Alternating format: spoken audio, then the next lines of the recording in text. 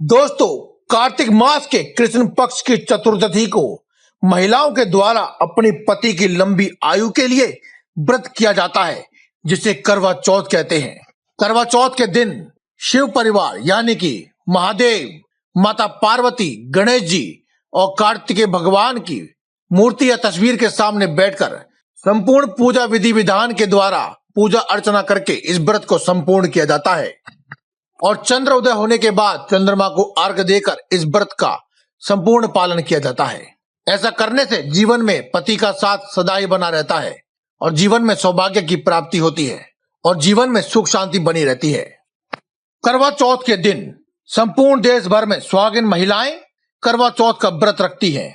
करवा चौथ का व्रत महिलाएं अपने पति की लंबी आयु की कामना और सुख समृद्धि के लिए रखती है।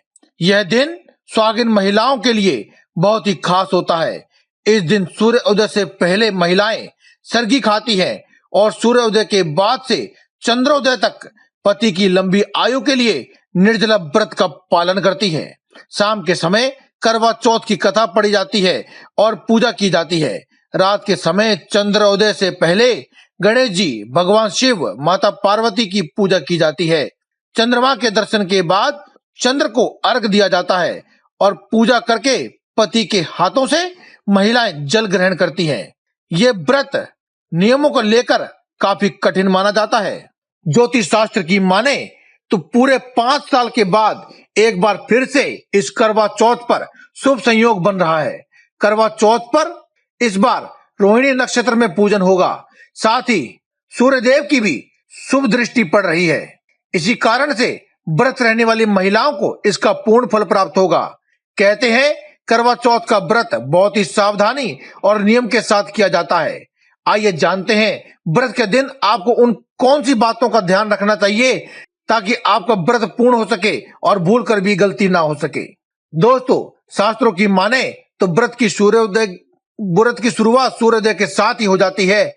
इसीलिए भूल कर भी इस दिन तक आप देर तक ना सोएं और सुबह सूर्य उदय के समय ही आप उठ जाएं। पूजा पाठ में भूरे और काले रंग के कपड़े पहनना अशुभ माना जाता है।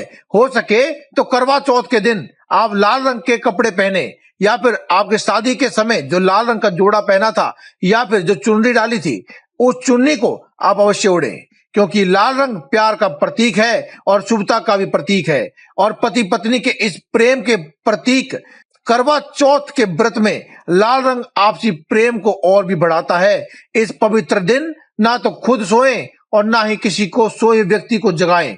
ऐसी मान्यता है कि करवा चौथ के दिन किसी भी सोते हुए व्यक्ति को नींद से जगाना बेहद ही अशुभ होता है।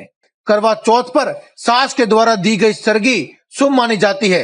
व्रत शुरू होने से पहले सास अपनी बहू को कुछ मिठाइयां, कपड़े और श्रृंगार का सामान सरगी में देती है। इस दिन सूर्य उदय से पहले ही सरगी का भोजन कर लेना चाहिए और फिर पूरे दिन निर्जला व्रत रहकर पति की लंबी आयु के लिए कामना करनी चाहिए।